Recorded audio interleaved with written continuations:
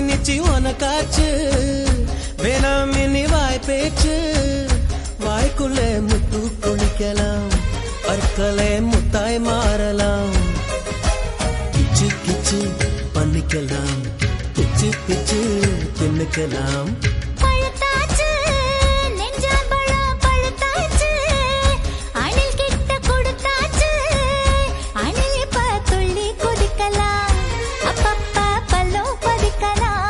பசியையும் தூண்டிவிட்டு பந்திக்கும் வர சொல்லிட்டு